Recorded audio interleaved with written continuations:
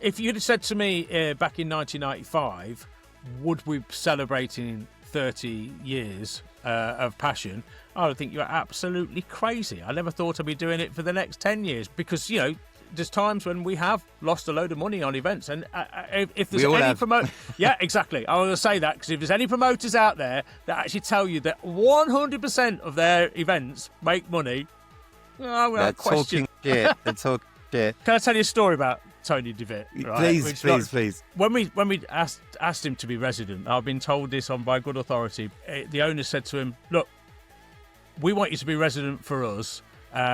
Here is 10 times that amount for your next year's gig here in cash in front of you." And Tony's looked at it and gone, and he pushed it back across the table and he's going, "I'd rather give you that to be the resident here. I'll just carry on as we are." And that was the making of the man. Look, you've got to get this guy, Ferry Corsten. You've got to get him to come to Passion. And Eric's gone, Ferry across the Mersey? Who's this Ferry Corsten? So I had to convince him eventually to pay for somebody to fly into the country, which obviously it didn't happen back in those days because most of them were based in the UK or they were touring in the UK. We had to pay for someone to fly in. And the very first time that he came, he just took off. And they were like, "Okay, we'll let you have Ferry as long as you take this other unknown artist called Armin van Buuren." I just remember speaking to Armin when he first came, and he was like, I don't know what I'm going to do next year. I'm still at university. I don't know whether I'm going to continue DJing and all this, that, and the other. And I've always said this. You see the first person on the dance floor and they come running in and they're so happy and they're so happy to be there. And then the love that you get on the night and the thanks that you get from people, you just think, I can never give it up, can I?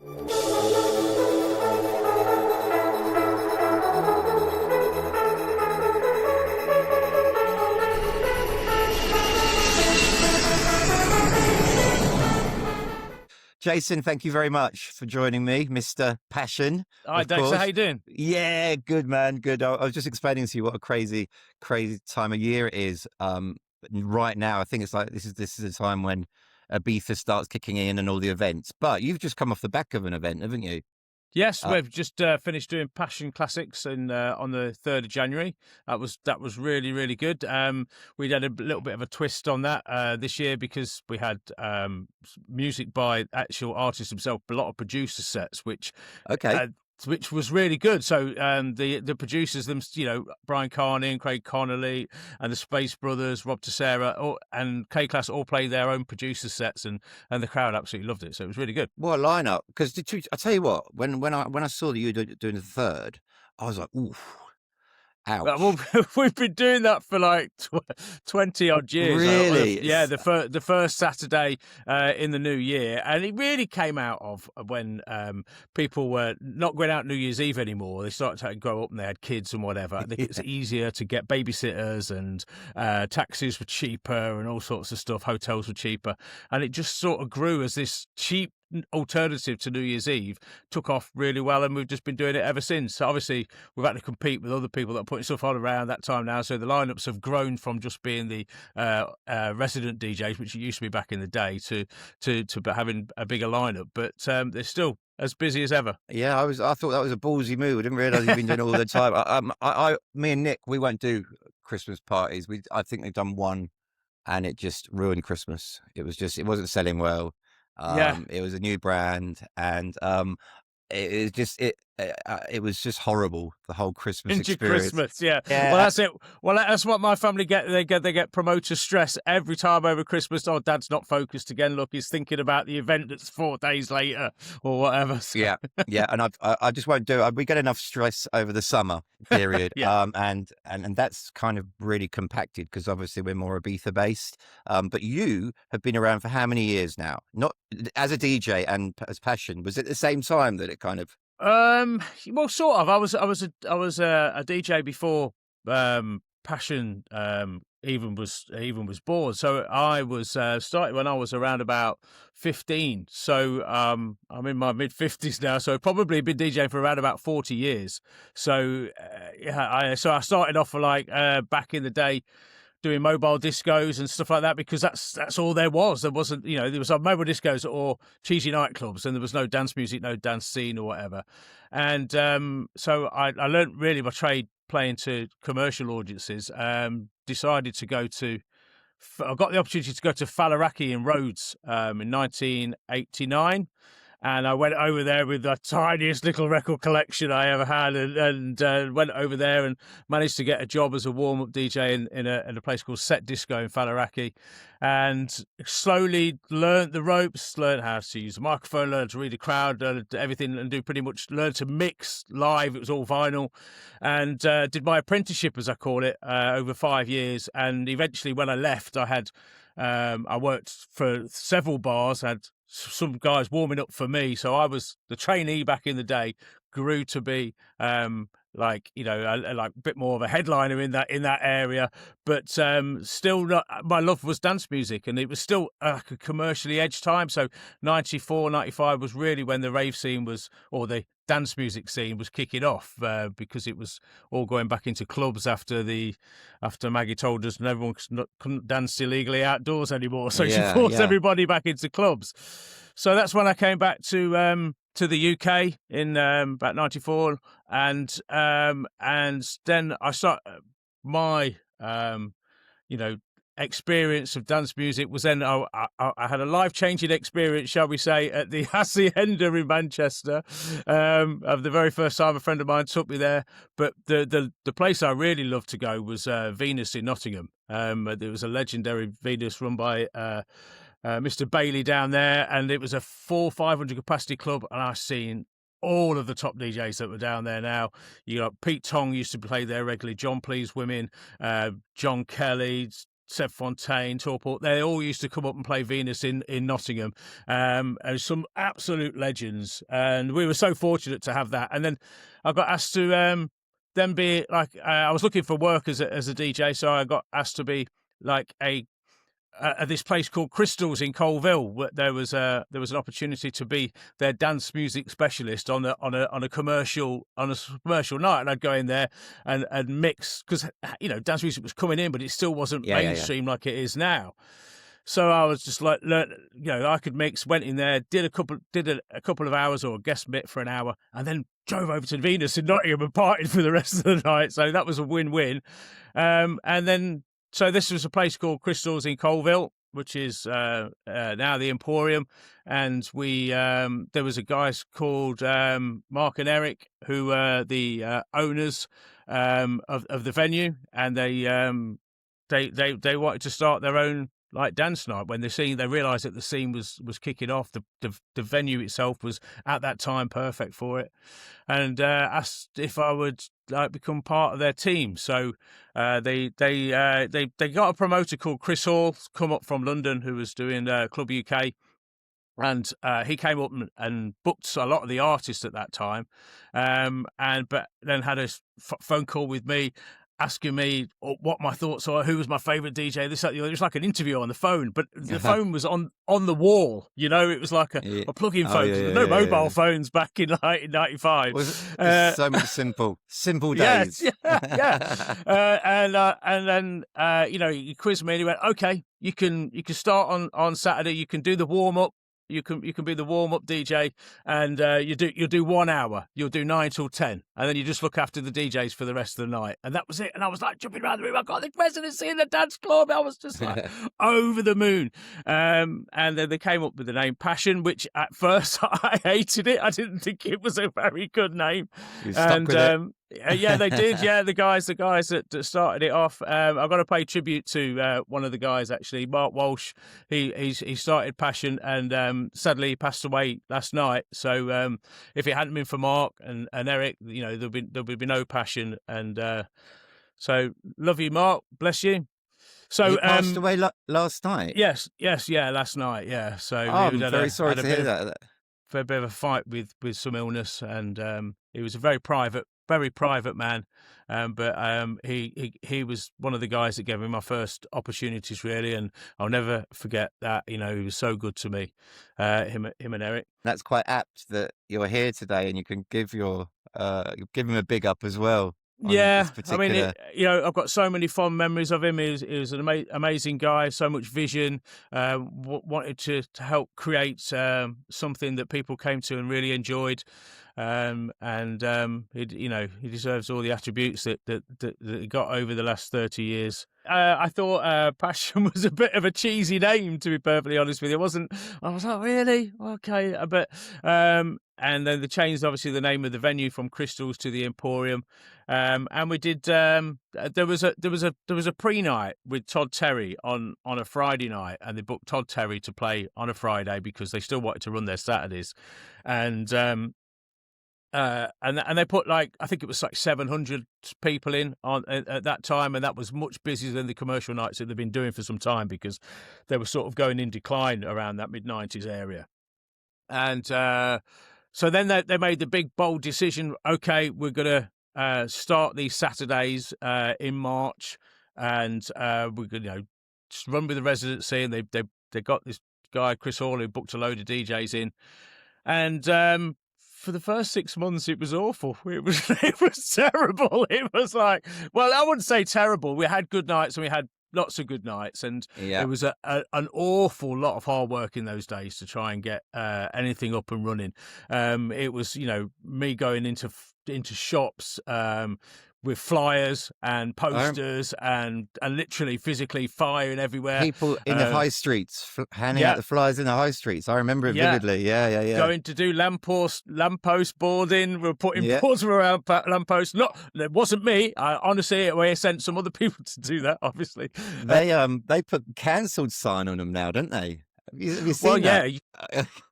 You can get large fines now. You can get large fines. It's like £2,000 a sign from some of the areas in Leicestershire.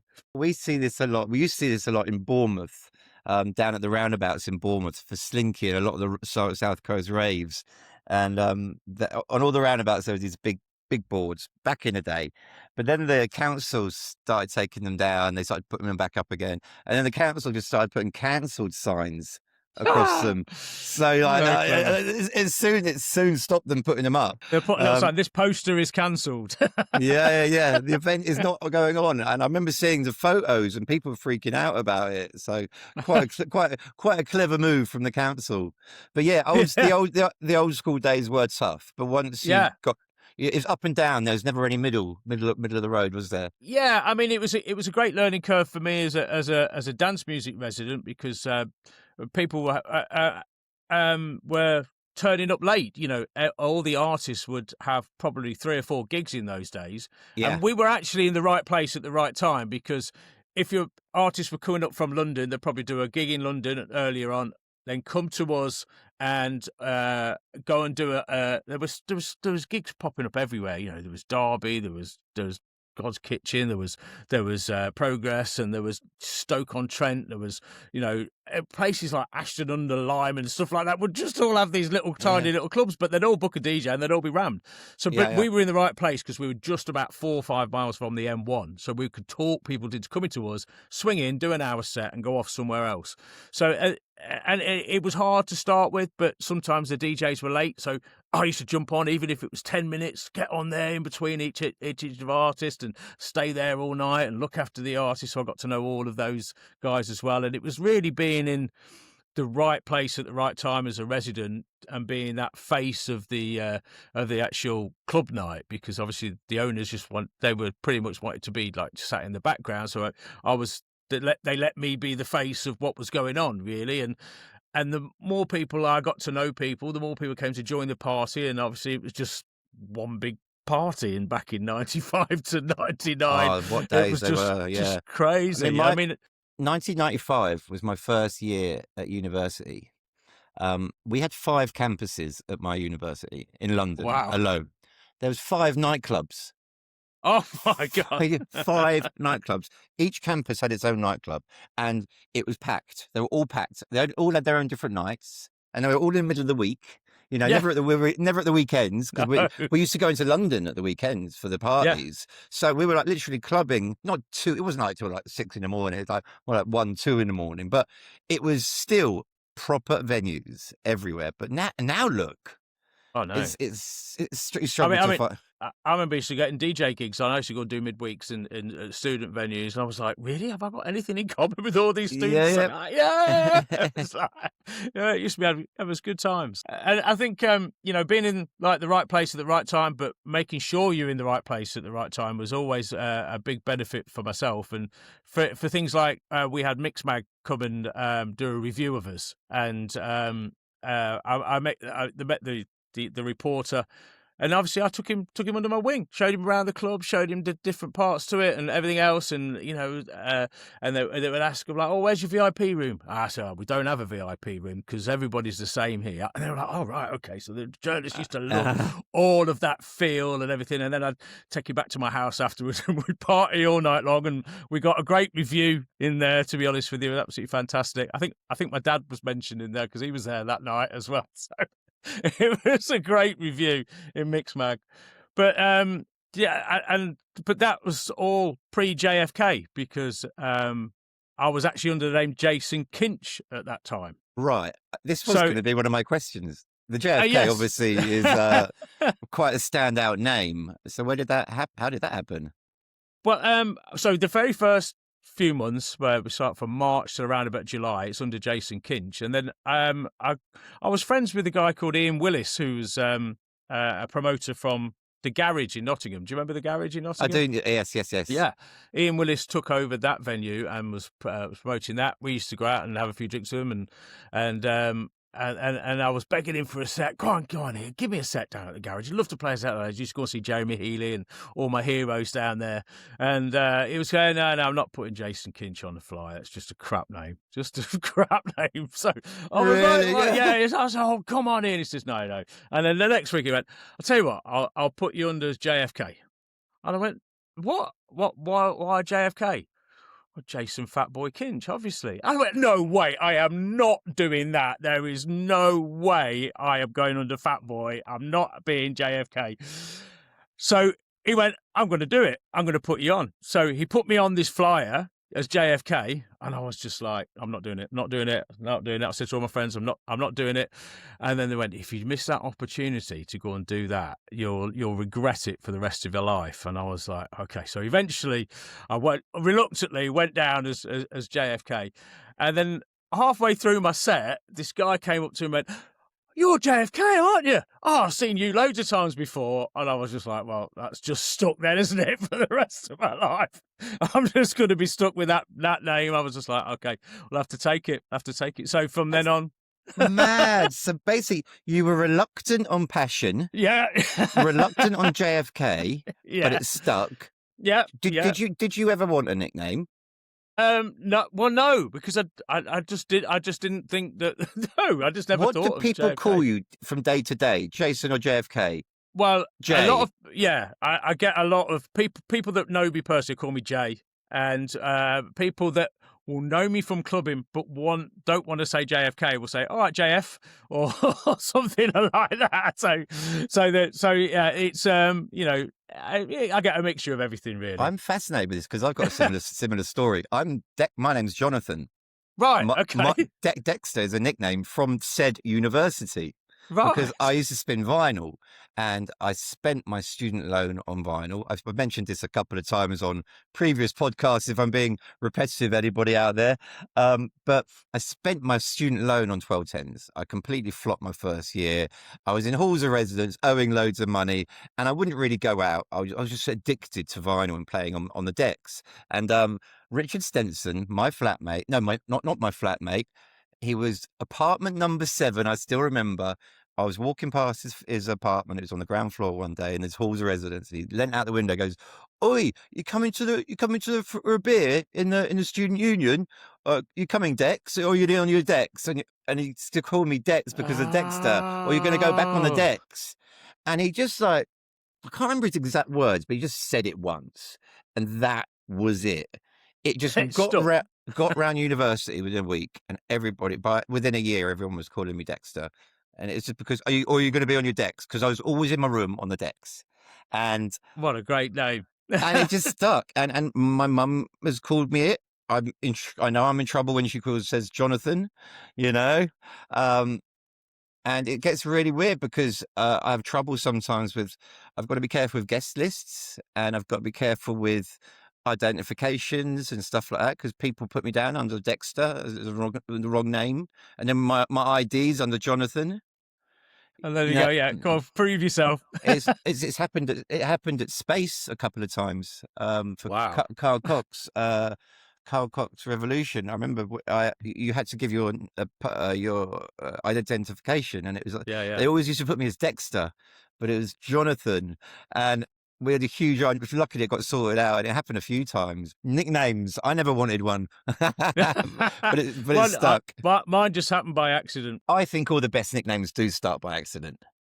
You know, quite possibly. Yeah. I mean, what sort of sound were you guys playing back then when it first started? Well, it was all house music. All house, yeah. Yeah. I mean, my upbringing was proper Chicago house. So what my first album that I remember buying was the House Sound of Chicago, and at 17, it was just pure.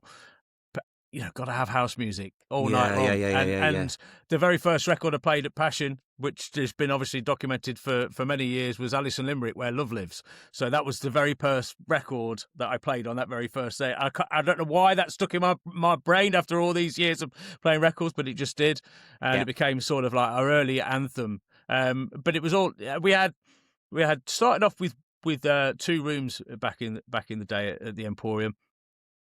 Passion, and we had T. Smith, who was playing a bit more of a deeper house sound in one of the upper rooms, but we had artists like Chris and James and Love Duck. I remember them in the early days. It was all very sort of glam house music, very sort of the chuff sound, that sort of euphoric house music, and that was really much it for around about 2 or 3 years until it evolved later on. I mean, dance music was always evolving. It had to evolve, didn't it? Really, Every single week, you get sent promo records through, and there'll be some new twist on the latest sound. So you were doing this every single Saturday for how many years? Was it weekly?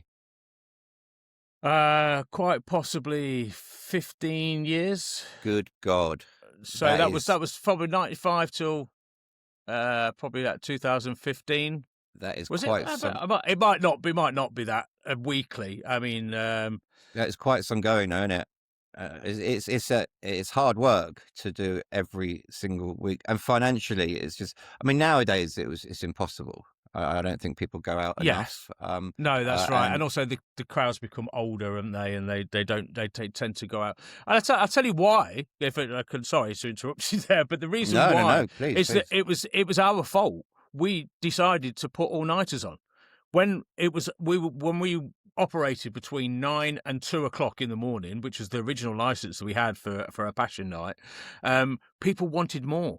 They wanted more, and they want to come out next week and the week after and the week after, because they got less. So they got less of that euphoric sound, but they wanted more of it. So we were like, okay, well, let's. I talked about the owners, and one of them, Eric Schofield, wanted to get past the 2 a.m. license to try and give people some more. And he actually got the law changed in the local area. It's called Schofield's Law now. And he managed to get it till 3 o'clock. And they said, okay, well, why do you want it till 3 o'clock? So, well, we wanted to be able to extend the night and go a bit further. It's a, competition. London and Birmingham can go on past 3 o'clock or past 2 o'clock, and we're not allowed to.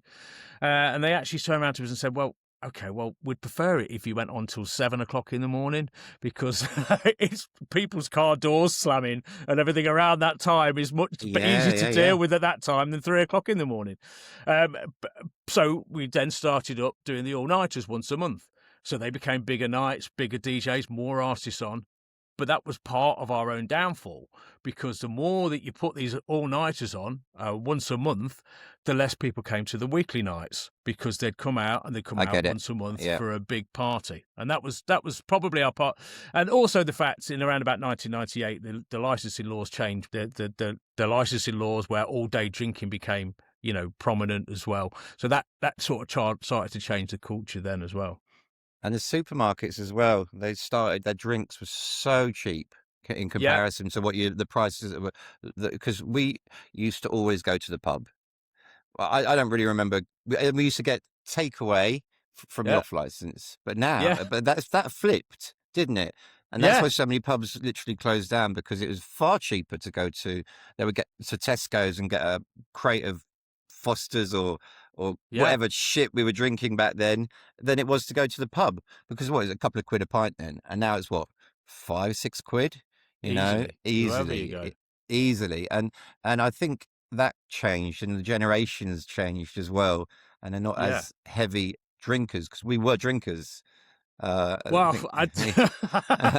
well, we've just done, one of our parties, the very first party we did at the O2 in Leicester. I told her, I said, look, our guys can drink. They like a good drink. Make sure your bar's stocked up. And so the first time they went, right, we stocked it up for our biggest selling student night. So we've stocked it right up. We've listened to what you said. My lot had drank them dry by midnight. They had to go out, and the whole bars were all dry. They had to go out and get more drinks. But no, they do like a drink. Yeah, and as soon as I email like venues and stuff, and they know our demographic, it's just like, yes, come please, Yeah, because they know the bar spend is going to be yeah, so they do. high. It is They do. ridiculous, because I know the percentages difference between, if you say got a crowd of kids in now, what, 21 to 22, 23, 18 to 23, compared to the difference in what they'd spend compared to 35 plus, is Yeah, enormous. Is yeah, frankly thousands of people difference, in yeah. in bar spend. It's And they're a lot crazy. more So healthy. yeah, The young people, a lot more healthy as well. A lot more healthy living wise than we ever were. I know. Yeah, I mean, it was always sober raves and stuff like that. It's just like, I remember when we used to go out, and if we didn't get smashed, we used to call it, "Oh, I'm doing a natural tonight." What the hell? A natural? Just but that meant a few beers, Yeah, But it just that meant less than 10.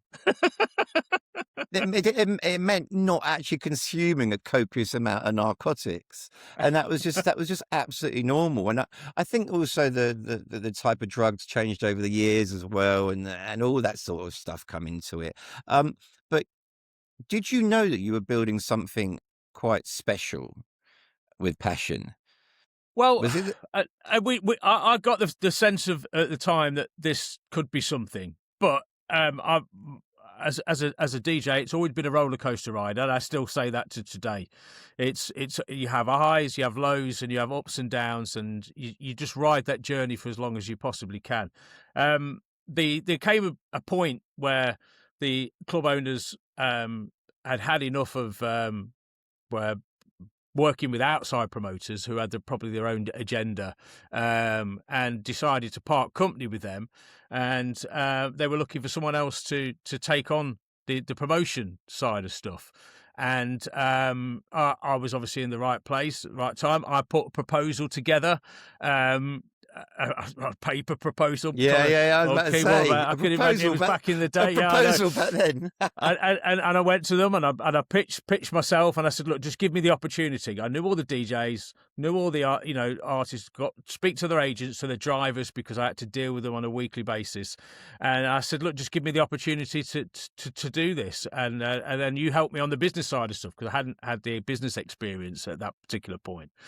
And they went, okay, we'll give you a go. And that's when we sort of had some ideas about rebranding the name, and rebranding the logo, making sure that we pushed forwards towards the millennium, because we all had that in our minds around about 1998. Oh, the millennium's coming, the big shiny new big celebration ready to go. So we were just like, okay, what can we do to try and modernize our branding? So I went and worked with some designers who were down at the Ministry of Sound, and we came up with the Passion brand, the actual Passion logo, because at that particular moment in time, it was the actual original crescent that we'd got didn't have a wording of the Passion logo, and the crescent we got was we got some 2 art students in Loughborough University. They came and did the crescents, whereas the guys in London reformed it and made it the nice little crescent you've got behind. Yeah, I'm looking at it now. It's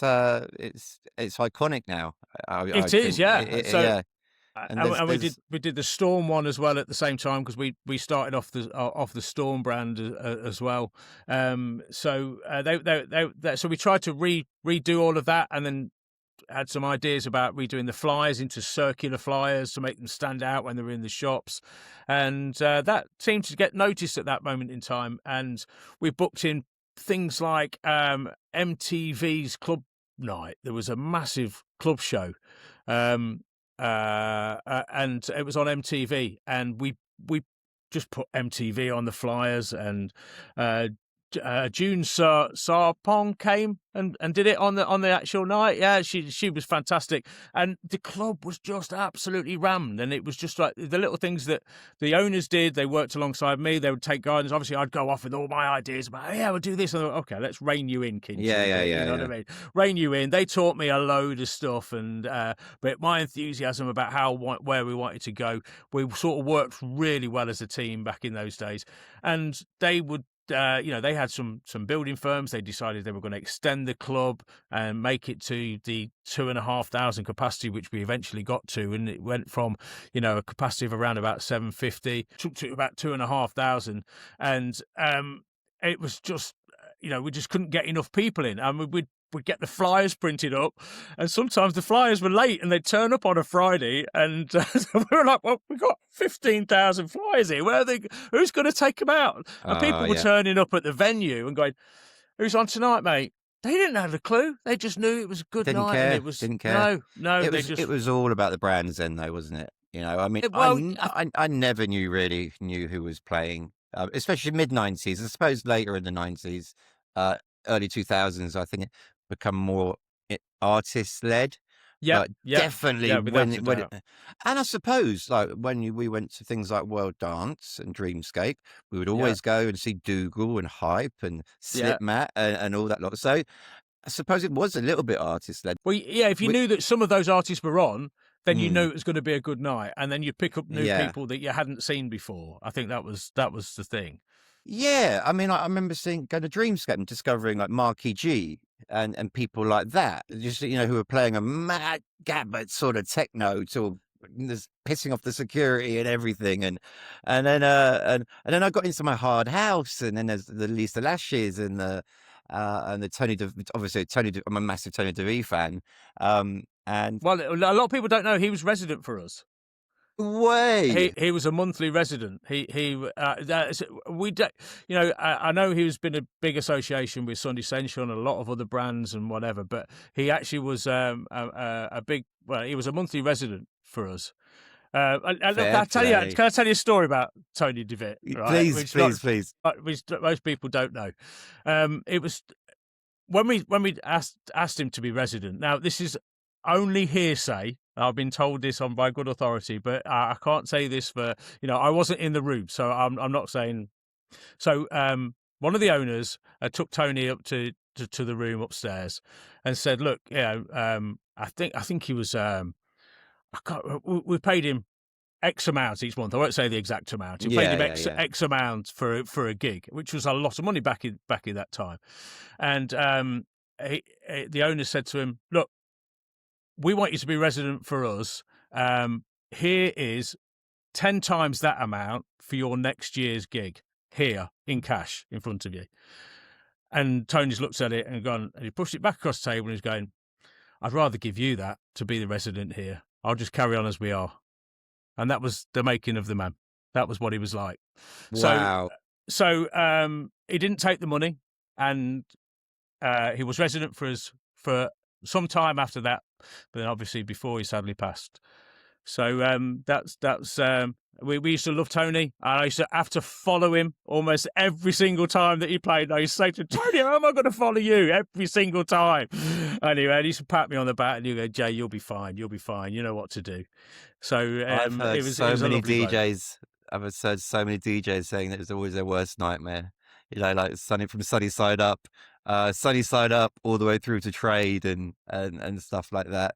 It was just like, how can you follow him? You just knew when he was on. It was just the energy went up a level. And Distinct I sound, was, distinct sound. oh yeah, and One of hit the loveliest blokes you'll ever meet. Well, you just mentioned a beautiful story then, and I can quite easily believe it, considering the tales and stories and memories that I've heard of him just through doing this podcast. I actually did a podcast about the documentary, the film. I don't know whether you've seen it yet. I haven't seen it yet. No. Please do. It is absolutely fantastic. The guys spent 3 years making it. Wow. Partly because they have to get permission for every single sample that's on the thing, you know, so there's on the movie. So I think getting all the permissions took over a year itself just to get the clearance, I think they called it, don't they? So yes, they do, but yeah. I've heard some amazing stories, and funny enough, I'm speaking with Madders as well. Very, very soon. Yeah, we had, I mean, some amazing other monthly residents, which most people maybe will remember. We had Ferry Corsten, Armin van Buuren as monthly residents. Guy or Adele, they were monthly DJ for us. What a DJ! Don Diablo as well, which is bizarre. Don Diablo, I've had a few of his tracks. He was a producer as well, yeah? Yeah, that's right. Yeah. I haven't heard that name for, must be 10 years. And Jeremy Healy was a monthly resident back in the day as well. We had all these guys that were just on rotation every single month. And like, oh yeah, there they are again. And it was just mental. People just turning up from all over the country. Did you normalise it? It's just like become normal after a while. And then you realise 10 years later that, wow, that was something special, you know? Well, yeah, I mean, you know, because considering that when we first took people like Ferry on, we knew that I think we were either the first or one of the very first to book Ferry in the UK, because I went down and did a series on. It's called Judging the Jury with Judge Jules. It was in Mixmag. It was an article that he did monthly, and it got 4 DJs to go down with the record, and everybody would review the record. I've heard of this, yeah. And so I went down with System F out of the blue, which is now obviously the passion anthem. And so I went down, went and do it. Everybody gave it 5-star reviews. There was me, Jules, Scott Bond, and Commie who were on this little thing. And then after that, I came back to Coalville and we're talking about the next series of artists to book. And I said to Mark and Eric, I says, look, you've got to get this guy Ferry Corsten. You've got to get him to come to Passion System F. We've got to book him. And Eric's gone, Ferry across the Mersey? Who's this Ferry Corsten? So I said, look, I had to convince him eventually to pay for somebody to fly into the country, which obviously didn't happen back in those days because most of them were based in the UK or they were touring in the UK. We had to pay for somebody to fly in. And the very first time that he came, it just took off. People turned up with banners, which we'd never seen before. Now it's quite common in places you go and like DJs and kind of have your T-shirt at football matches and stuff like that. But it turned up with a banner with Ferry, we love you. And it was a very young Ferry Corsten, and he was absolutely blown away by it. And then it all went along from there. It was just sort of, we went back to the agent and we said, we like working with Ferry. Ferry liked working with us. And the agent said to us at the time, his name was Giles. Giles Sawney. Yeah. I know Giles. From Ibiza. Yeah. I know Giles. Another one that's sadly not with us anymore. Yes. Yeah, no, yes. I know. I've known Giles so he used to be years. For his Ferry's driver to start with, and then ended up taking over the management side of stuff and working with David Lewis later on down the line. And they were like, okay, we'll let you have Ferry as long as you take this other unknown artist called Armin van Buuren. as well at the same time. And we were like, okay, who's this guy? This student came over, dead tall guy. I just remember speaking to Armin when he first came, and he was like, I don't know what I'm going to do next year. I'm still at university. I don't know whether I'm going to continue DJing and all this, that, and the other. And then obviously then he had some hits and some records and started to blow up, and he went everywhere as well. So that was okay. Well, we sort of dropped onto these two guys, and then when we heard their sound, and I was particularly fell in love with the trance sound and how that evolved and all went in that way, and you could tell that was going to be something really special. When we played Out of the Blue back in those days, I still think that is the seminal dance track, and I've spoken to Ferry at length about it, and he said, well, how he made it was very much like a pop record. You've got chorus, verse, chorus, verse, chorus, verse, or verse, chorus, whichever way it goes. And he said it's just like it's that breakdown of the simplistic stuff of it, and I still think that is the epitome of what a trance track should be. That euphoric moments, the beautiful breakdowns, and everything else. And obviously, you've got vocal stuff that come as well around that time. So when the guys come over from Holland. Holland, yeah. I was just trying to figure out they are both Dutch. Yeah.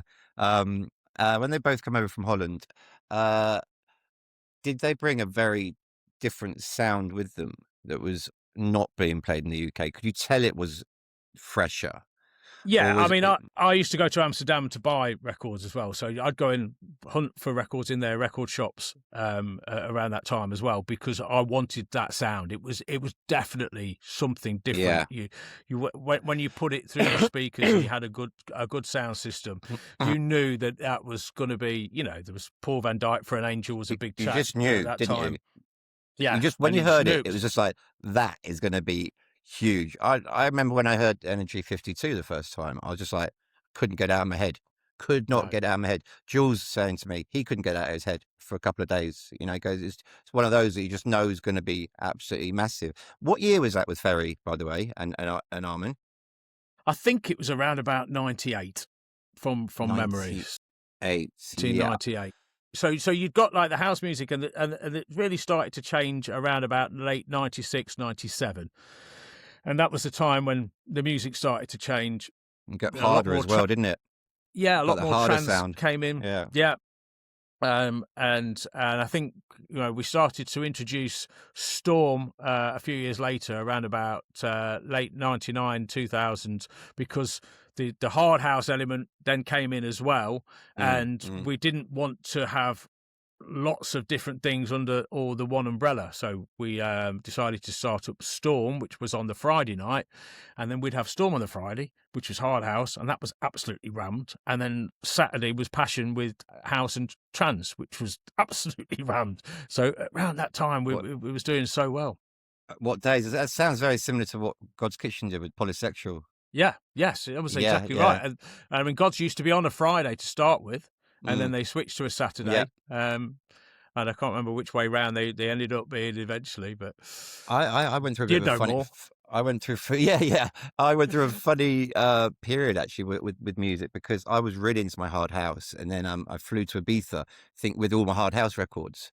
But it just changed into huge 1999 trance. Boom. And I got there, and the hard house was just like, why have you even brought these records? Everyone was listening to trance. And I was just like, oh, for fuck's sake. My first bar job was in Nightlife, which is, yes, I remember that. Yeah. Remember Night, bottom of the West End, but no coppers. Yeah. And it was banging trance, and with Alex Ellinger and Dermot C. Slipmatt used to do the Wednesdays, a bit more hardcorey.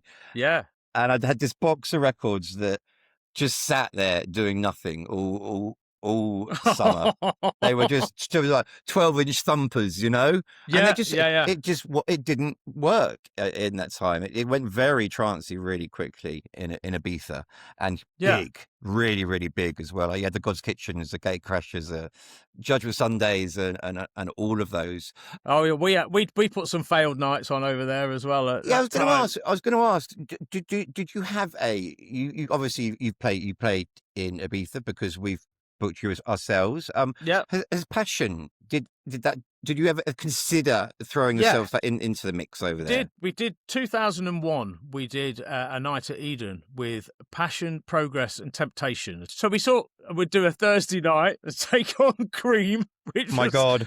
I don't know whose idea that was, but that's what we got offered anyway. And it was a joint thing. So we sort of, Pete and Russell from Progress sort of led the collaboration, and they sort of like said, look, this is what we can do. We hadn't done any experience on the islands. We said, well, okay, we'll go with you, and we did okay. We did some of the nights were all right, but it was brutal on getting there and getting back and being part of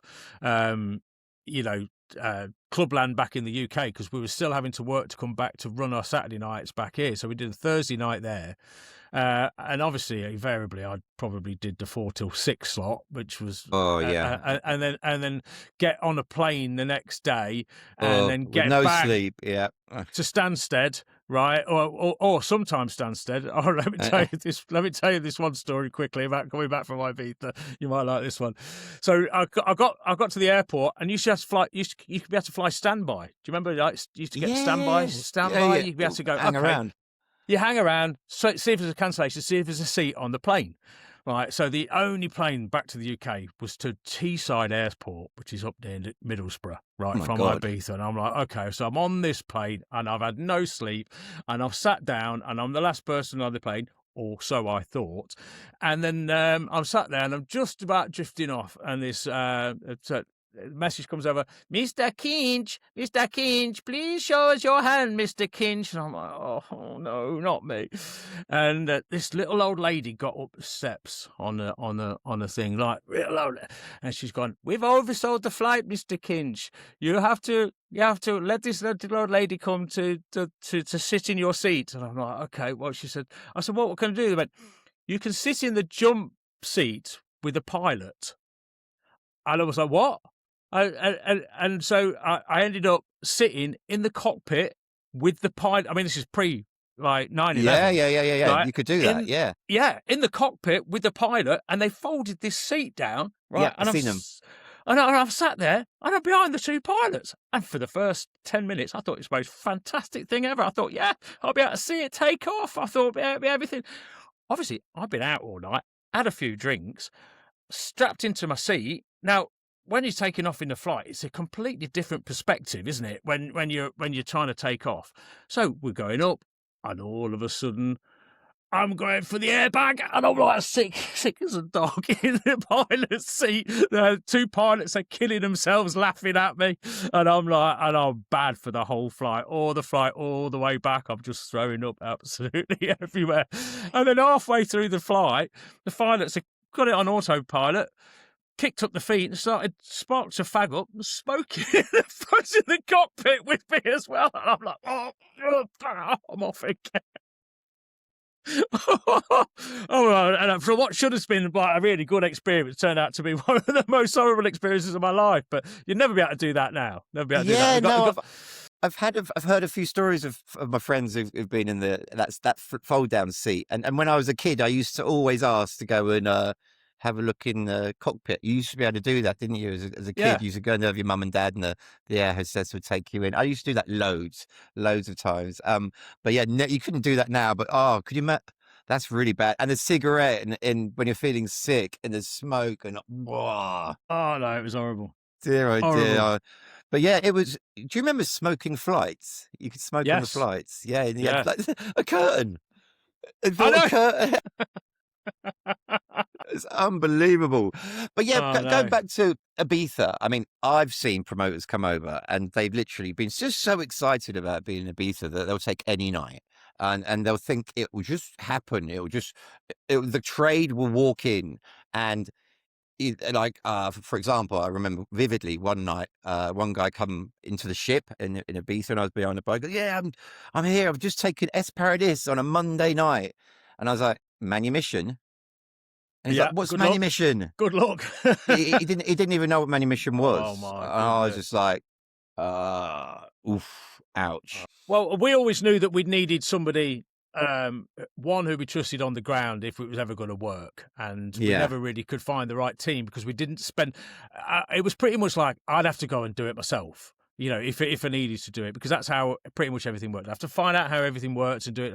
And I couldn't dedicate the time because I knew that the moment I took my eye off the ball with what's happening in Coalville, that would go down. So you'd have to build a team, and we never really had the infrastructure to do that. So it was I would say it's a shame. We dabbled at it. We did some other stuff. I mean, I managed to get a residency with Dave Pearce. We did a weekly Wednesday there, and then I flew to Mallorca, and I did the Thursday night over at BCM as well for a Dave Pearce night. I think it was a Gatecrasher night back in the day. So I had some good experiences, but I've been going to Ibiza since 1988. My Lord. I was the only person that went over on the Summer of Love that didn't get involved in the Summer of Love. I went on a Lancaster Holidays tour with four of my mates and me, and it was like an 18 to 30s type thing. And I remember we met this girl. She was a PR in Ibiza, and she was saying, "Oh yeah, there's some of me and my friends. We're going over to this really cool club on the other side of the island later on. And do you like dance music?" I went, "Yeah, I do like dance music. I'm into house music." And none of my friends were, and my friends were like, "Don't go near her. She's going to drug you up. She's going to get put drugs in your drinks and all sorts of stuff. So don't go with her." So I went with her to meet her friends, and that we went back to this apartment block in Ibiza, in San Antonio, and she introduced me to all these people, and they were dead nice, really nice, dead friendly, really friendly, wanted to give me drinks and all sorts of stuff, and I got spooked. And I went, I'm not going to go with these people. I listened to my friends, and I ran off back to all my mates. And I don't know where they went. They could have gone to it could have been like the first house experience on the island. I could have celebrated life as a DJ much earlier than I did, and I missed out on it completely. Completely paranoid because they're being too nice. Yes, they were being too nice. Well, people weren't nice in the 80s, were they? They were like, to beat your head in. It's very, very true. But back then in the 80s, well, I didn't go to Ibiza in the 80s, but in the 90s, everyone was going there for a reason. Yes, they were exactly. going over there because they had troubles at home, or they had a pure passion for music, or they were in trouble with something, or they were on the run, or they were this or that. And they were just a really good bunch of fucking people. Like, I'm still friends with all. I talk more with my Ibiza pals than I do with my school friends, college friends, university friends, work friends. For life. I speak to at least one or two Ibiza people every day.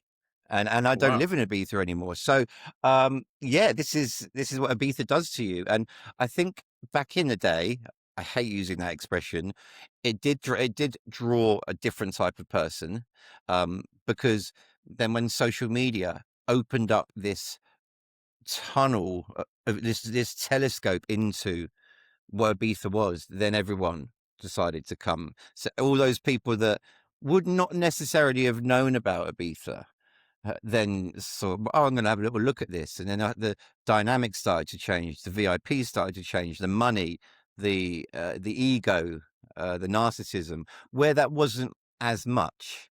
No, definitely as not. before. I think the social media has a big part to play with that. I remember when I saw Facebook, I went, Ibiza's going to struggle with this because it's going to change the game completely. Yeah. I was fortunate enough to play on a cream night after Tiësto. Wow. In 2001 at Amnesia, and I remember on the Thursday before, on the Friday before, I was on the Thursday. I was cooking a stir fry at home with my wife in the kitchen, and it was the start of the Olympics were on. It was 2000. It was the 2000 Olympics, I think it was, and they said, "Oh, here's DJ Tiësto," and I was like, "What?" They said, "Yeah, he's playing to the largest audience in the world ever, 4 billion people, as on TV, athlete parade of athletes." And I'm like, "Oh my God, I'm playing with him on Thursday night."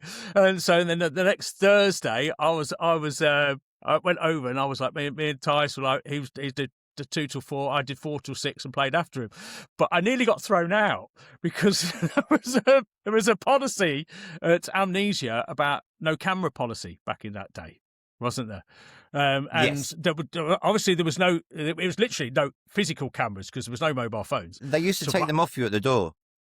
Ah, you I put smuggled mine in my yours in. DJ bag, and I've got a big zoom lens. I feel like I am not missing experience. I need this for like my, like memories, like to make my photographs up. It wasn't like for post online. So I'm there busy snapping away like this, that, the other, and taking these photographs. And then these two big burly security blokes come over, grabbed hold of me, and went, "Wait, you can't take photographs here." I went, "I'm DJing later on." And Tiësto came and rescued me. So he came over and went, "No, he's okay. He's all Yeah, right." they were strict on that. And do you know what? I love doing these podcasts because I've it still got makes the photos, though. Yeah, you'll have to send a couple so I can put them over on here. That would be a good idea. But I remember a friend of mine. He loved photography. And I remember they did not like photographers in clubs. And if you remember Space, they used to put your camera in a drawer, and the only person that was allowed to take photos was the club photographer or the event photographer. Now, Luke always used to get in trouble because no matter what, he wouldn't give a shit. He would go in there with his camera, and he would get 5 times out of 10, he would probably get caught doing it, and he'd get chucked out. And he was always at it. He never cared. And they always used to try and take his memory card. Really? The cards. And one time he shoved it up his arse. As he's pulled it out. I think he's done a bit of Bird before. In fact, I know. He's used to it. I know he has. So he's used to hiding stuff. As he was being pulled, he said, I remember he said, "I've got these great photos. No one was getting these photos off for me." And as they were trying to put him out, he's managed to get the card out, and he's managed to literally shove the SD card up his ass. And he goes, "No, I've still got the photos. I'll never forget that." But yeah, they were really hot on it, weren't they? Yeah, mine was a roll of film, so that's how long ago it was. I wasn't putting that up my arse. This was one of the first SD cards. I remember this was years back years ago. Yeah, and I have not thought about that for years, but they used to be exceptionally strict. But now, look at it. Well, yeah, it's gone in his arse now, isn't it? Well, and now people are politely saying, "Okay, we'll have a no phone policy, and I'll maybe put a sticker over your phone." But I've been to DJ'd at some of the parties, and people are still taking photographs because that's what they want to do. How is your crowd's wicked though, isn't it? It's over. How old is it? What's your demographic still? Well, I would say, that's the interesting thing because you've got people between the age of 35 to 55, 60. There's one the old school guy comes. He's in his 70s and he'll come, but my kids are starting to come. My son's 22. He does some video editing for me now, so he films it. And my daughter's started to come, but I've got friends of mine from my local village who come, and one of them, his name's Charlie, and he's 19, and he goes to some of the biggest raves in the country, but he loves coming to Passion. He said because of the atmosphere. He said because they do not get the atmosphere that we get at our events compared to theirs, and they say it's a little bit more hostile. There's a little bit more adrenaline from the fellas, and it's a bit more physical. And whereas at our sort of events, we don't have that. It's just pure good vibes only. Your community is a mixture. Now we're finding that as well, that we're having like the younger age group drifting in slowly. Because parents are bringing their kids, which I find is wicked, and I think it's probably one of the first. It's like a generation sharing of music, isn't it? Yeah, going to the same clubs, listening to the same music. You wouldn't have done that with your parents, would you? No, I wouldn't have done that with my parents. I'd do everything opposite. And in fact, I brought my children up not on dance music. I've never, ever forced any dance music on them because I wanted them to get their own vibe and their own era. I mean, my daughter sings and plays acoustic guitar, so she likes rock sort of sound. My son's actually he sings swing, so he's a swing singer. But 22, he's a swing singer. So he not for a professional, they just do it as a hobby sort of thing. Yeah. So I've purposely not brought them up on dance music, but they now starting to appreciate what Dad did and does Yeah. on a regular basis, because you know, my son actually said something last week that says, you're actually quite cool as a dad, aren't you? No, that's probably the biggest compliment I could ever get off from him. Right, because up to his point in life, he's never said anything like that. So, but they do like coming to the events because the atmosphere at events like Passion are just people just let go of that raw emotion. Don't they? That's what I mean. It's hands in the air. We don't have to do a no phones policy because there generally isn't a lot up anyway. That's right. We don't have to do that. Can't be bothered. They're just living in the moment. We're doing an event with one of our artists I was speaking to you about before. In London in April, and she's I was speaking to her and I was like, well, should we put it on the flyer, no phones? And we were like, do you know what? We won't need to, because it's not that sound and it's not that vibe. And to be honest, I don't really care if there's a couple of phones up in the air, but it's when you see the sea of. And I think that is the difference between having a show and a party, because I can understand the production is so incredible nowadays, and I can see why these kids want to take films of it. It's breathtaking. But it is a very strange generation, because it's probably the first time ever that two generations have shared the same type of dancing, going out together. As we said before. And my kids love dance music, and they love rock. Do they? And they love and they love and they've got their Croatian music, their traditional music, which they'll sing as well. So from the other side of the family. So it's they're really, but my middle child is bang into trance, but he thinks he's got a Spotify and everything. He loves all the apps that I've got. He thinks that I've made all the tunes because I've got some equipment in the back, right?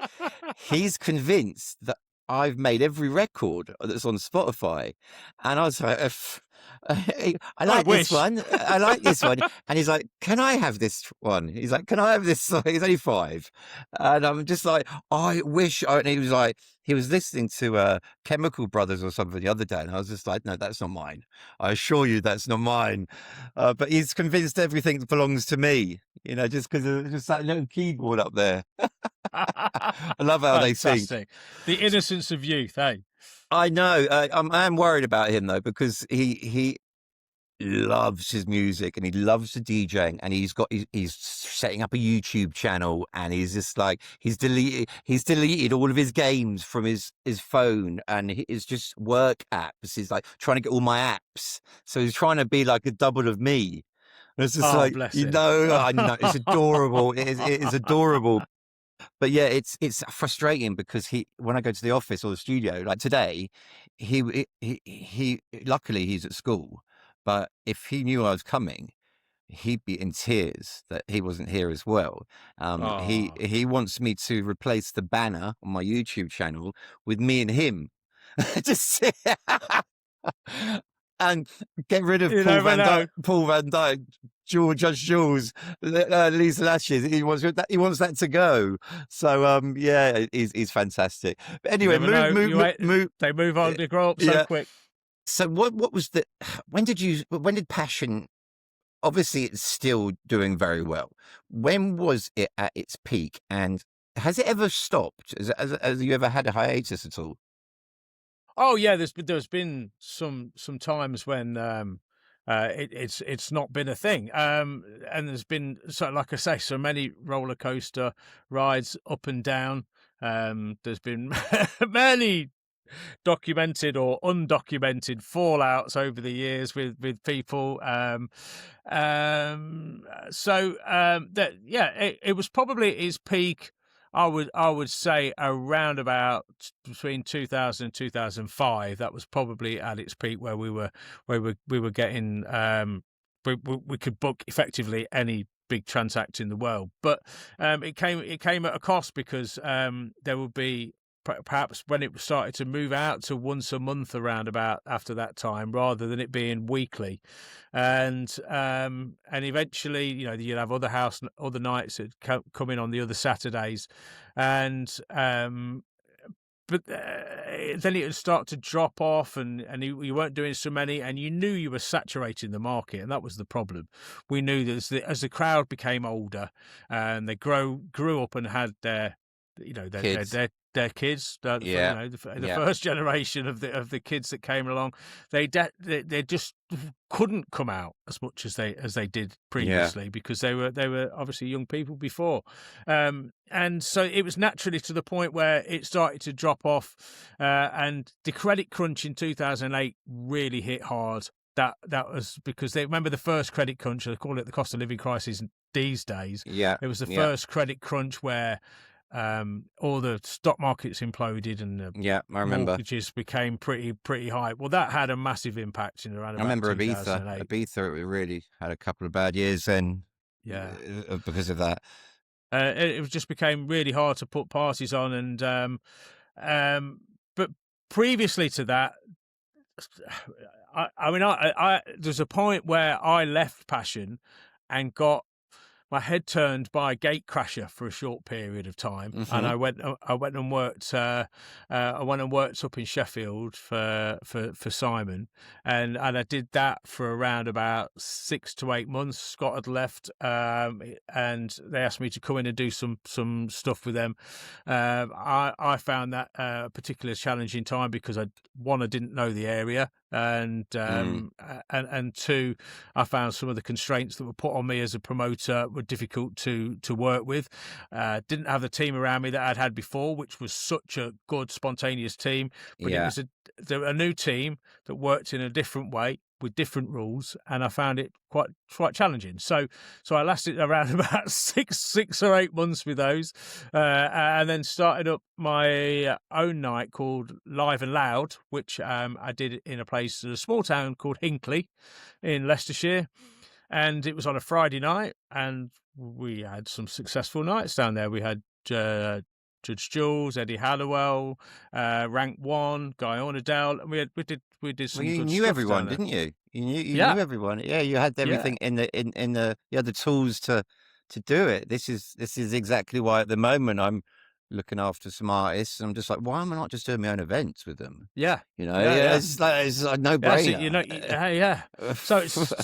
So we did that, and I remember it was a difficult venue because it was up some stairs. It held about 1,000 people. Wow, it was up some stairs, and but the sound system in there wasn't as what we'd expect.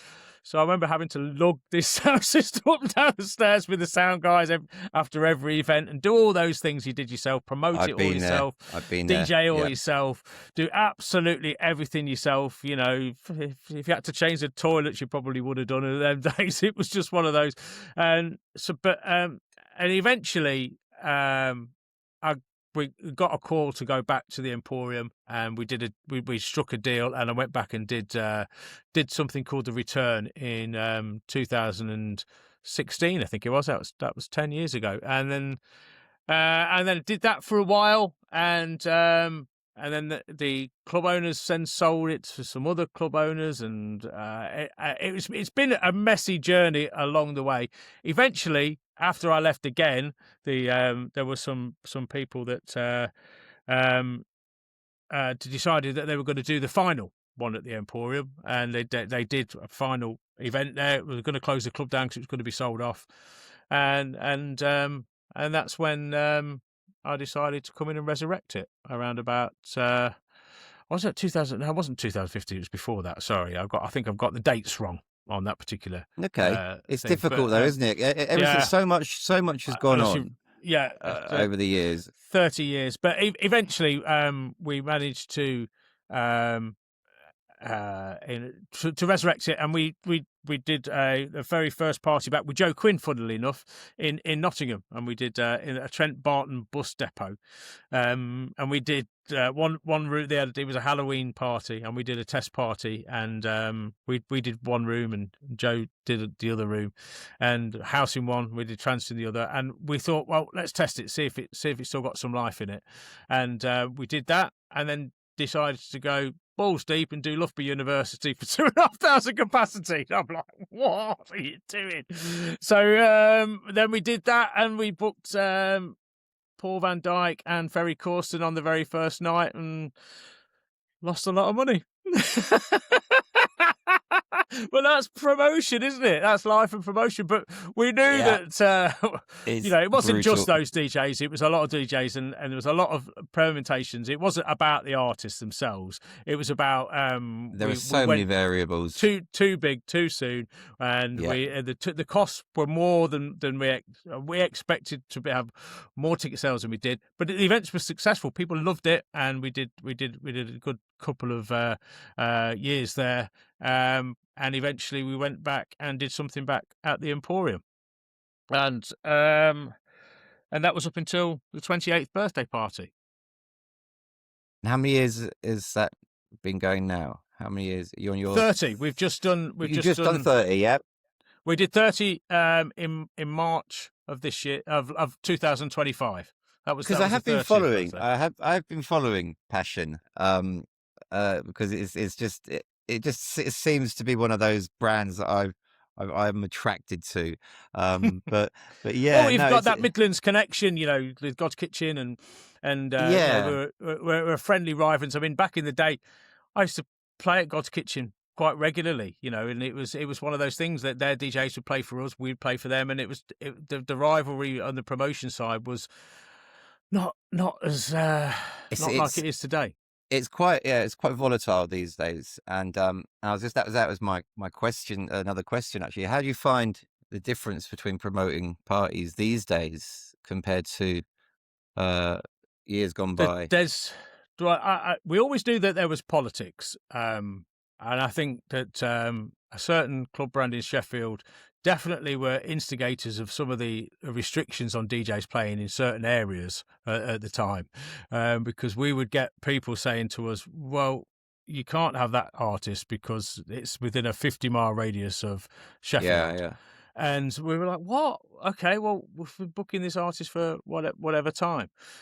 So we always knew there's been politics, there's all been rivalries. And as long as people kept the distance, kept it to their own areas, we knew that there was healthy competition, because healthy competition meant that all of the club nights would at least survive in their own areas. You had Slinky in Bournemouth, you had Godsitchen in Birmingham, you had Gatecrasher in Sheffield, you had Cream in Liverpool. But then when things started to change, when people came out of their own territory sort of thing and started to try and come into, especially our territory. I don't know why everybody thought that they could come into the East Midlands and just pick up our crowd for some reason, and that seems to have happened a lot in the last 2 years. There's a lot of people who decided to come into our area, think that they can take what we've been building up for the last 30 years, but they don't have the same sort of loyalty as the people for Passion do. People still want to go out and have a good time, but they'll know that they're going to different parties for different people. But one of the most disturbing things that I found recently is club brands also being a artist management and stopping some of the artists that are on their management for playing for another rival club brand. That, to me, has been that people that are behind that are going to end up killing the scene because there's no healthy competition. And we found that really difficult to take recently, and it should be against competition laws for one thing, but they are controlling certain artists and then not letting them play for us, and the punters are not getting the artists that they want because they're being coerced in a different manner. I agree, and I put it out there that a lot of the time the artists don't even know where the offers are coming from, and I think the gatekeepers have got a lot to answer for sometimes. But luckily, I don't have to deal with all that. I just promote the nights. Yeah, I don't have to deal with bookings and everything. Luckily, we've got very good relationships with a lot of the artists over the years, like yourselves. But still, it is difficult to put stuff together. Still, some of the artists that we have been booking for 30 years, we are now being denied. And that is disturbing. That is disturbing. And it will come back on eventually on the people behind it. And do you think the artists know? I've contacted some of the artists and themselves directly, and I've got, are you aware probably that his friends? Yeah. And they're like, well, we have to trust our management, or they'll say something along those lines at this moment in time. Whether they'll always continue to do that, it's up to them, And I don't want to be the person that actually, that brings it all to light, because I don't think that's the right thing to do eitherwards. But some people have got a lot to answer for. I think things have got to change, definitely, because some parts of the scene are being squashed. And that's why you're seeing the same lineups all over festival world constantly. And you're not seeing any changes, and it's becoming very samey. And this is why I said to the people we're working with, let's go back to basics. Let's go small parties, just longer sets, up and coming DJs, and get away from the bigger stuff, So we're doing both. We're doing the bigger stuff and the little stuff. So. I think that's a really good and brave way to do it. However, there is the other side of the coin. I'm going to be flip on this one. Is that the fact that when the punters see a lineup, they want to say, what value for money are we going to get? So if you're going to put parties on for yourself, like, that's great, but has that then got to be priced in a manner that is acceptable in the person's eyes, that then haven't got 10 different artists on the lineup, or 10 different things for like £10 more? That's the only negative, because we were thinking exactly the same as you, Dex. We think it should go back to basics, go back to being the music, back to being the party. But if people are saving up and going out once a month, once every 6 months, whatever, what are they going to come They're for? Not as prolific anymore. They're not going. And it's interesting you were saying the years then, because when our generation started to have kids, now these kids have grown up, and as you say, they're coming to the events with so the people are starting to club again, or more often, who are a little bit older. So it is spinning around. But no, obviously we could never do like a big brand event in a 500 capacity club, because people just wouldn't come to it, and we couldn't get any artists, and people they do go for the artists. But if we've got, and also it's the cost of the artists as well, because by the time you've added it all up, the people don't realise what small margins as promoters we work on. It is. If you actually, as a business person, looked at what we do, madness, isn't it? We wouldn't do it. Well, I mean, I've got another full-time business. So is my business partner, Dave. We have to have our own full-time businesses to be able to do this thing that we love as what we consider to be a hobby for a very small margin, because we're both sensible businessmen. But we would turn around and go, realistically, the risk involved in putting these parties on is just extortionate, because the costs have just gone up so much. I was having this conversation with Jason Fubar last week, and what did he say? You used to be able to make a tenner. You spend £1 and make a tenner. Now you got to spend a tenner to make £1. Right. Okay. And I thought, what a great way to put it. And I've heard also somebody said the other day, if you want to be a promoter, you better be ready to risk your house. Lose money.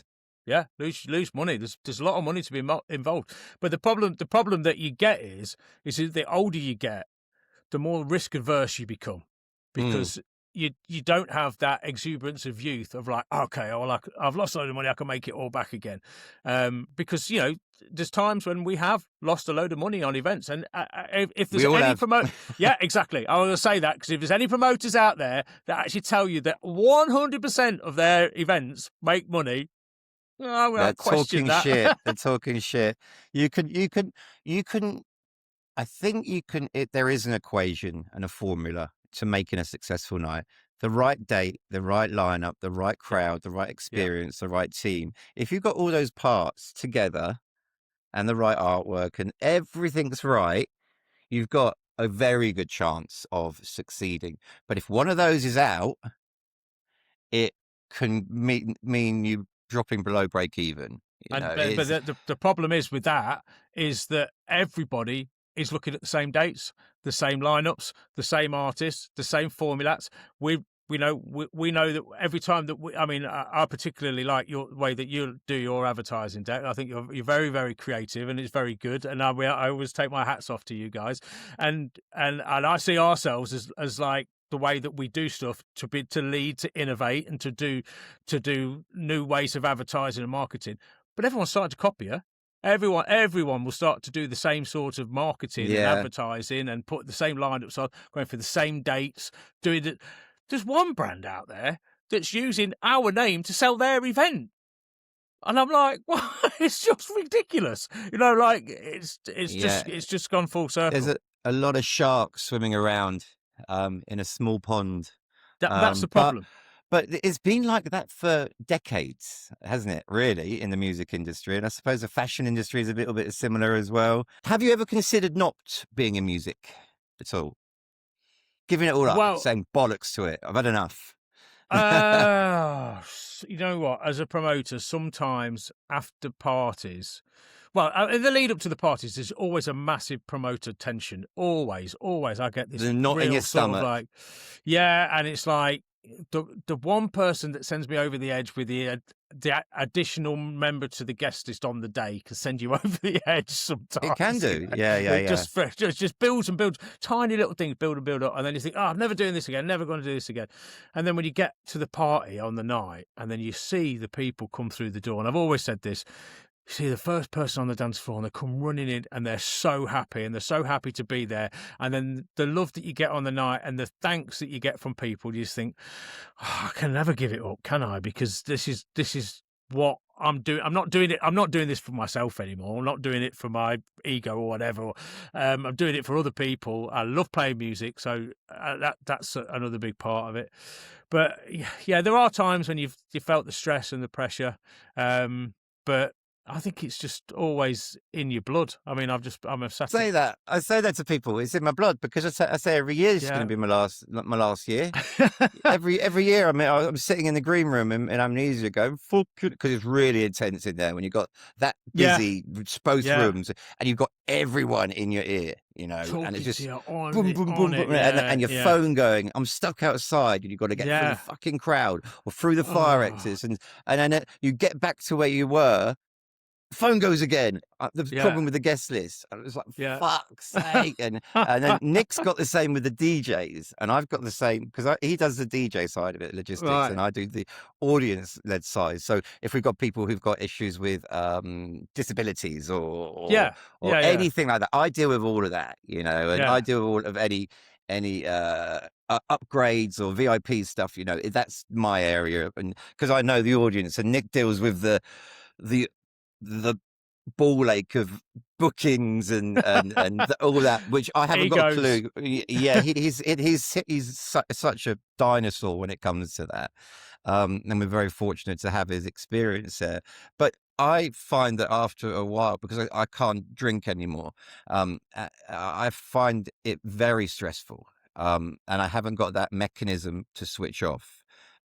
But the day after, when I see everyone's had an amazing time online, and it's just like we get a lot. That was the best night I've ever been to at Ibiza. And I wish there were more nights like this. And when you read comments like that, it's like, that's why I do it. Do you know what I've started to do? I've started to, especially in the last 2 years, spend some more time not backstage. Spend some more time out on the dance floor, purposely going in the middle of the dance floor when people are like, oh my God, it's JFK. I'll just go downstairs, go and say hello to people, make sure I take time for people, because they're the real people. They're the real people. I can go backstage with all the other guys, and a lot of the artists don't drink anymore anyway. So they'll come in for their, they'll have their water. They want to be in for a very small amount of time. Come in and do this. They're a lot more professional than they ever used to be, and I ever used to be. Anyway. They're in and out now, aren't they? In and out, or a couple of beers or a couple of shots, but not properly getting smashed. Not we were. But so I've started to spend more time out, having photographs, taking selfies, taking pictures, messing about, and just we bought some glow buttons and stuff and giving them out to people, being daft and just doing stuff to being with the punters. Yeah. It's got to be done. I think it goes a long way. Yeah, the little things that count. Like the stupid tune signs. Yeah. And on the back of it, hold on, we've got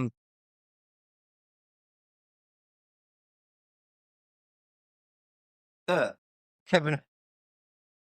Oh, Kevin. look, I'll show you ours. You're going to show me yours. I'll show you ours. Now we don't make these. We've got a girl who does it for free. She brings all of them. Her name's Jane Wallace. She'll bring these ones in, and fashion signs, and she laminates them all.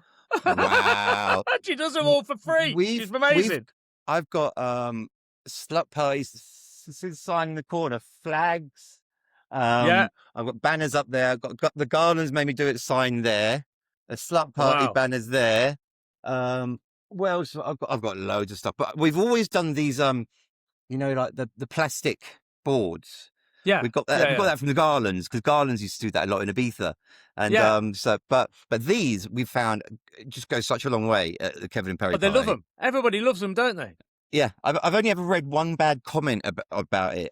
Someone took one to the after party at Eden, and he said, "Oh, look at that cheesy bastard with the tune sign," and he got burnt down in flames by the rest of the comments. Well, sometimes when we get a troll, I'll just let the audience deal with them. Yeah, you don't need to do it anymore. Yeah. It's like let go on him, because well, obviously we're in a trance scene and the music scene, music tastes.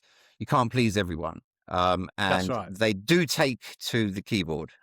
Do you have that problem as well? Yeah, we always do, and you'll get some that are false profiles, and they're from somebody that's maybe from a rival's brand. You got to listen to at some of our events at the O2 recently. We've had one or two issues that we seriously had to listen to. We've had issues and addressed them. Yeah. You have to. Yeah, you've got it. It's customer service. You have to listen to what people are telling you, and you'll always get the odd one or two that are like, "Oh, well, it's not the same here as it was there," or "It's not as how it used to be." But people's memories aren't what it used to be anyway. So, it's just as long as you listen and you know that they're genuine, then you're fine. But the nasty comments would seem to be less and less these days on the fact of, do you remember where there used to be chat rooms and everyone was anonymous under a nickname? Oh, the amount of abuse I got off on there was ridiculous. It's crazy. It's crazy. There's a few brands I know who had these chat rooms, and they literally were going out to destroy people's careers. Yeah. And it's just it's kind of, but if you have a little bit of a dig now, some of the trolls on social media are behind some of those profiles that were the trolls on the online chat boards, what are they called, chat rooms. Oh right, yes, that's right.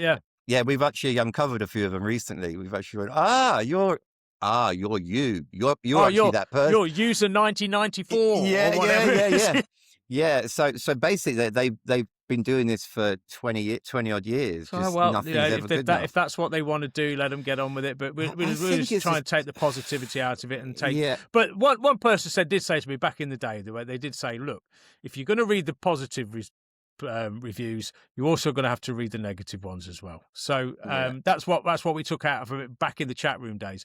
But I think it's a lot less now with the Facebook and the Instagram, because a lot of people have to have their own pictures as the profiles, and that they can be real people. So if they are going to be saying something particularly negative or vile or horrible, then you've got the option not to listen to them or not to see them again anyway. So I think it's just making sure. But the majority of people are just out having a good 99% sure. And to be honest, so even if they are someone who's genuinely pissed off about someone and having a rant but going over the top, I will reach out to them personally and say, listen, what's up? What can we do to fix this? Yeah, I've done that as well, yeah. Yeah, I have to do that, and we've always done that.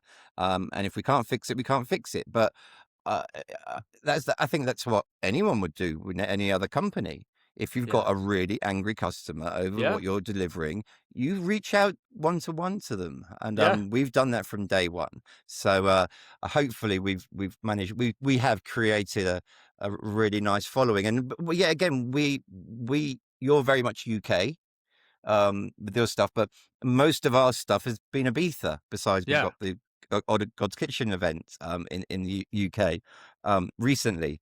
I haven't really got that much experience as you have in the UK scene, but in Ibiza, it can be quite cutthroat when it comes to that.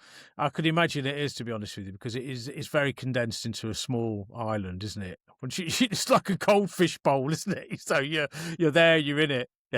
But saying that, you know, the Midlands is becoming very much like that at the moment. Are you finding there's a lot more competition popping up? Yeah. Yes, yeah, and everybody's trying to move into the same area as well, which is making it difficult.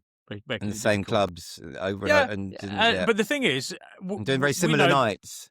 Yeah, and we know that we've got our core audience, but and that, like, they have got their core audience as well. But if I put a party on and someone else puts a party on and they take 10% away from us, that's 10% less. And then someone else puts a party on and that's 10% less.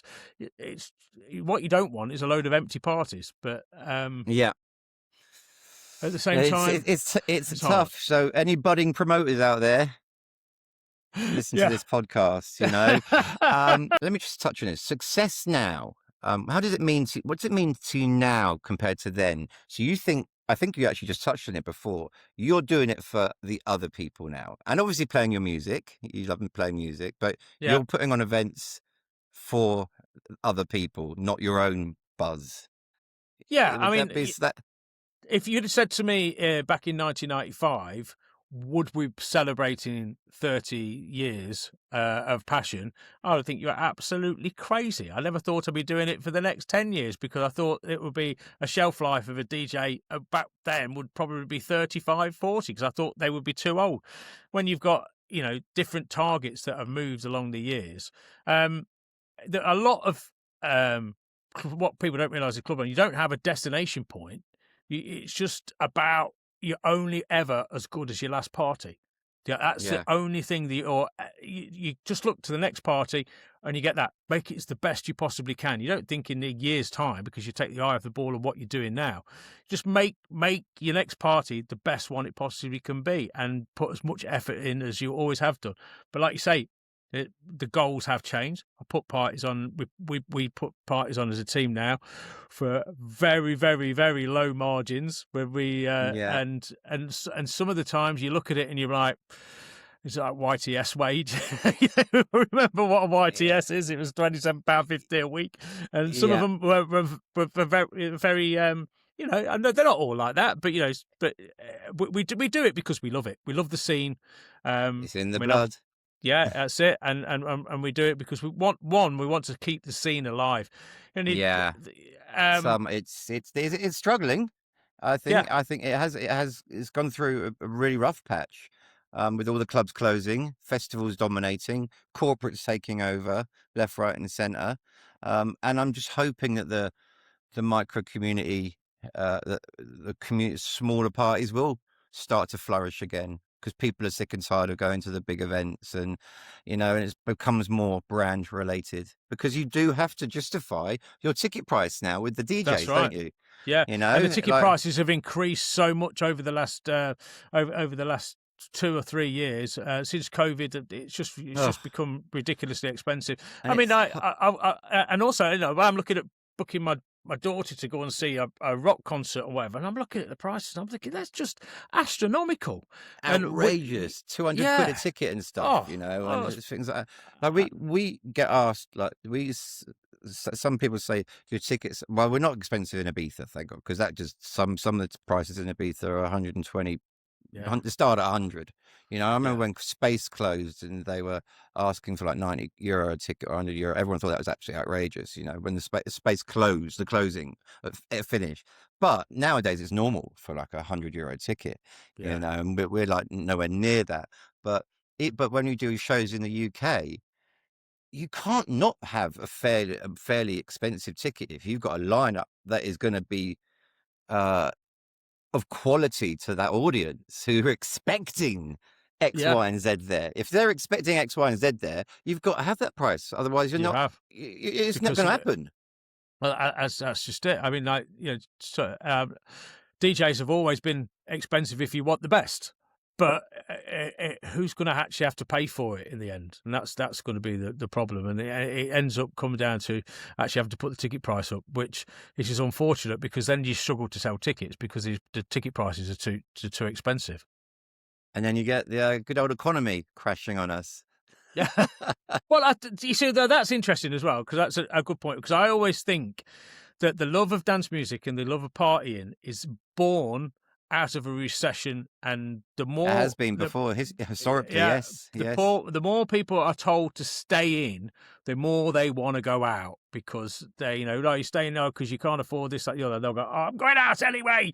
But it's how you make sure that you get them out without actually putting them off, coming out without feeling like they're being ripped off, and giving them value for money, because that's a big thing that we try and work on, is making sure that they've got the value of why they're coming out, and that's why I try and make it a bit more special. But it's not a conundrum I can solve right at this moment in time. And what I do also worry about is that we have been through that point of where everyone's had their kids, and then then they're going out again. So you've had that bit of the roller coaster, and now they're coming out, and you're going back out. When does it get to the point where you get to the top of the next bit, and then they stop coming out again? What happens then?